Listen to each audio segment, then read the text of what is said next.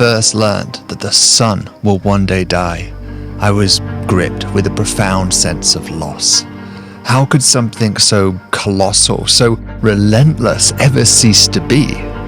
I'll never forget that feeling, shattering my childish dreams of eternity. But the truth is that the universe long predates the sun's birth, and it will persist long after its twilight. The sun is a dynamic and complex star that assumes a basic part in our regular routines. It's a huge, inconceivably hot wad of gas that has been shining brilliantly for billions of years. Also, it will keep on consuming billions more. Without the sun, life as far as we might be concerned basically wouldn't exist. As our insight into the sun and different stars keeps on developing, so too will our appreciation for the magnificence and abundance they bring to the universes around. In this way, the following time you step outside and experience the glow of the sun on your skin, pause for a minute to wonder about the mind-blowing power and secret of our closest star.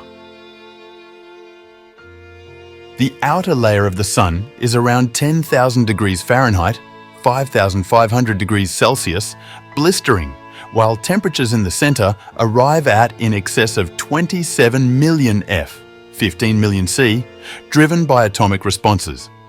One would have to detonate 100 billion tons of explosive consistently to match the energy delivered by the sun, as per NASA. The sun is one of in excess of 100 billion stars in the smooth manner.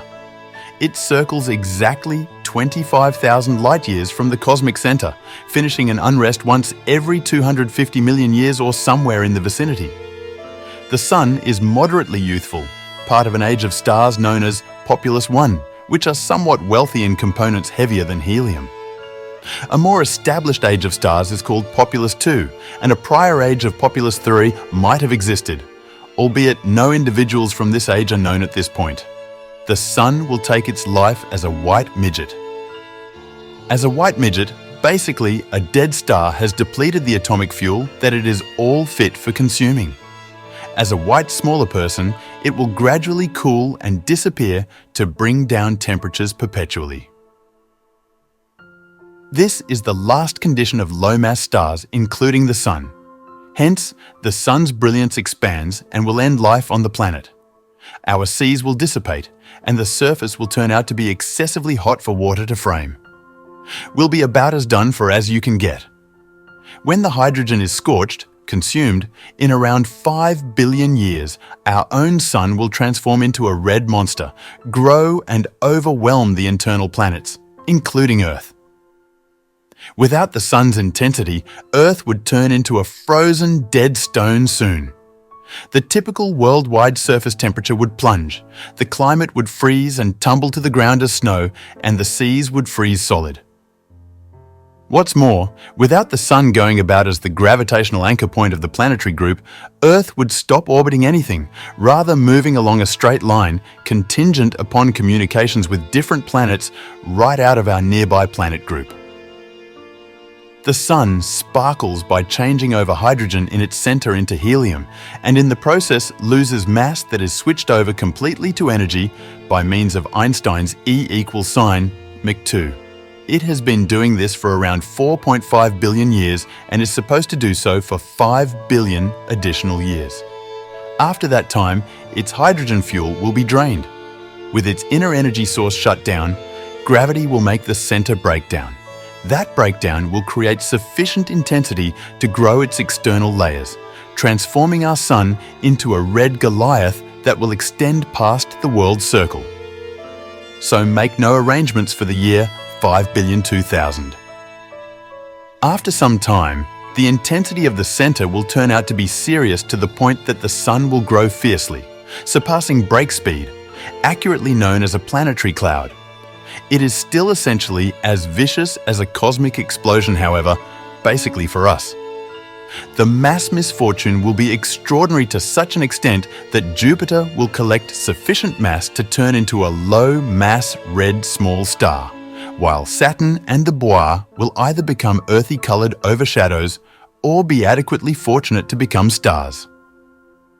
Earth and Mars would become gas monsters, being fiercely pelted with such a lot of hydrogen. After its arrangement a few 4.6 quite a while back, the Sun has filled in sweep by roughly 14%. It will keep on developing, multiplying in size when it turns into a subgiant, yet it will increment in size by more than tilde 100 overlap when it turns into a genuine red Goliath in another approximately 8 billion years, complete, all while filling in splendor by a component of essentially 2 or 300. Over the course of the following 7 billion years, it will warm up and enlarge, turning into a red giant. The Sun, when it turns into a red monster, will become comparable in size to Arcturus. Antares is to a greater extent a supergiant star and is a lot bigger as opposed to what our Sun, or any Sun-like stars, will at any point turn into. Despite the fact that red monsters put out undeniably more energy than our Sun, they are cooler and transmit at a lower temperature at their surfaces. Inside their centers, where helium combination happens, temperatures can climb into the huge number of K. All eventually, the Sun will lose its external layers. Spectators in the following star framework could see a fabulous presentation, similar to a splendid radiance. For the Sun we perceive, these 10,000 years are its snapshot of death.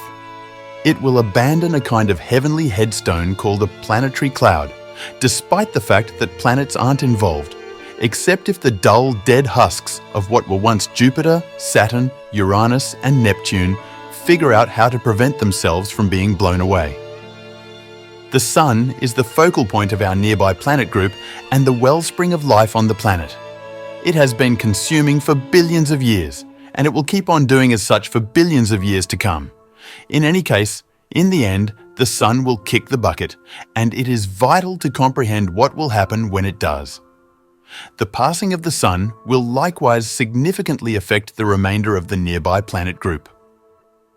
The deficiency of the Sun's energy and gravitational force will make the planets float away from the Sun. Eventually, all that will be left is a weak white smaller person, encompassed by the scattered remaining parts of the planetary cloud and the floating planets in the obscurity of space.